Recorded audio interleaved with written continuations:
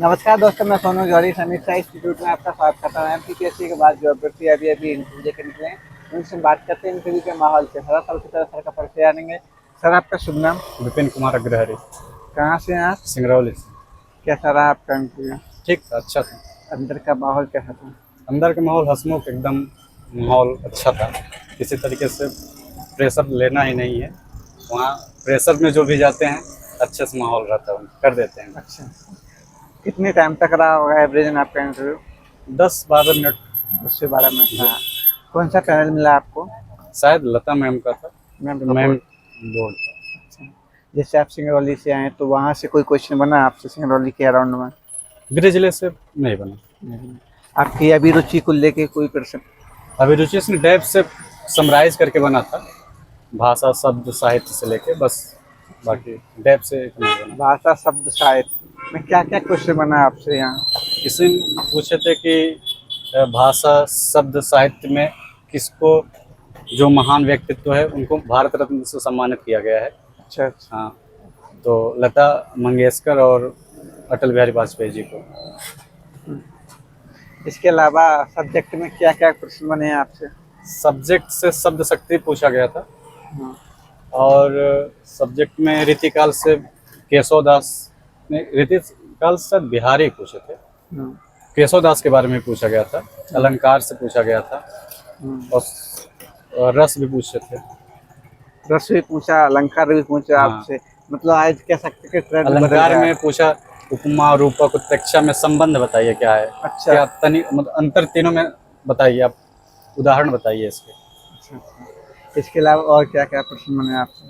प्रश्न सामान्यतः नर्मदा यात्रा से बना था। अच्छा, नाम याद था। और इसमें मेरा विषय ग्रेजुएशन में कंप्यूटर साइंस मैथ से था, तो उसने उन्होंने पूछा कि 7 फेरे का संबंध है, इससे संबंध बताइए, 7 फेरे का क्या है।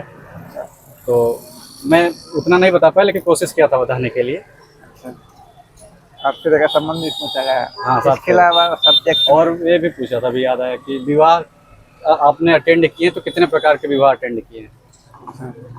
विवाहों के प्रकार पूछे। विवाह के प्रकार। ओके। और भारतीय ज्ञान परंपरा से कोई प्रश्न रिलेट किए यहाँ पर? भारतीय ज्ञान परंपरा, यही सब भारतीय ज्ञान परंपरा ही है। बाकी ज्ञान परंपरा से मुझे अभी याद नहीं आ रहा है, बाकी बस इतना ही अभी याद आ रहा है। सब्जेक्ट में और कोई प्रश्न आपसे बने? जैसे द्विवेदी जी, आजादी प्रसाद, ये इसके अलावा मुंशी प्रेमचंद जी, मीराबाई? नहीं, बीडी सावरकर से पूछा गया था, और मुंशी प्रेमचंद से बिल्कुल नहीं। सावरकर जी से क्या प्रश्न बना आपसे? सॉरी, सावरकर जी का क्या प्रश्न बना आपसे? बीडी सावरकर से स्वतंत्रता सेनानी थे, और उनसे पूछा था कि ये जो शब्द आया है हस्ताक्षर को और हिंदी में क्या बोलते हैं, ऐसे टाइप से उन्होंने इजाद किया था ऐसे शब्दों को। तो उनके बारे में मुझे नहीं पता था, तो उन्होंने बताया कि बीडी सावरकर हैं, उनके बारे में जाके पढ़िएगा अच्छे से। उनके ठीक है, बिल्कुल पढ़ूंगा। बिल्कुल बिल्कुल, ओके। इसके अलावा और कोई क्वेश्चन छायावाद काल से संबंधित कोई प्रश्न रहा हो? छायावाद से बिल्कुल नहीं था। भक्ति काल से कोई प्रश्न रहा हो आपसे? भक्ति काल से भी नहीं था। ऐसा कोई प्रश्न नहीं रहा। छंद वगैरह से कोई? छंद से नहीं था। वो अलंकार रस पूछ लिए थे, शब्द शक्ति, व्याकरण से सिर्फ इतना ही पूछा है। और एक काव्यकूट पूछे थे, कबीर की उलट बासियां, काव्यकूट से प्रश्न किया गया था भक्ति काल से, देखा जाए तो। हाँ। कोई व्याकरणाचार्य से संबंधित? नहीं, कोई व्याकरणाचार्य से। इसके अलावा और कोई प्रश्न रहा हो आपसे, जैसे करंट से कोई प्रश्न रिलेट किया हो? करण से वही अभी शायद कुछ दिन पहले बोले थे कि नर्मदा परिक्रमा के विषय में कुछ हुआ है, उन्हीं के बारे में पूछा था बस, बाकी करंट से अभी नहीं। जैसे शिक्षा से संबंधित कोई योजनाएं वगैरह? नई एनईपी के थ्रू एक पूछे थे कि पहले जैसे पुरानी शिक्षा नीति में थी कि फाउंडेशन, जो हिंदी अंग्रेजी और अदर सब्जेक्ट लगता है उसको फाउंडेशन बोलते हैं, पाठ आधारभूत। वर्तमान समय में उसका नाम बदल के क्या कर दिया गया है, इस नई एनईपी से यही पूछा था। अच्छा। भाषा विज्ञान में कोई और प्रश्न बना आपसे?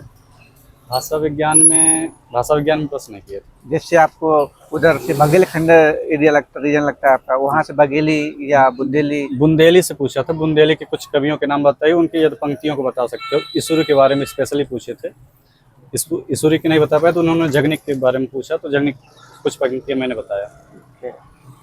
जो अभ्यर्थी तैयारी कर रहे हैं फ्यूचर में असिस्टेंट प्रोफेसर बनने के सपने देख रहे हैं, उनके लिए आप अपनी तरफ से क्या सुझाते हैं?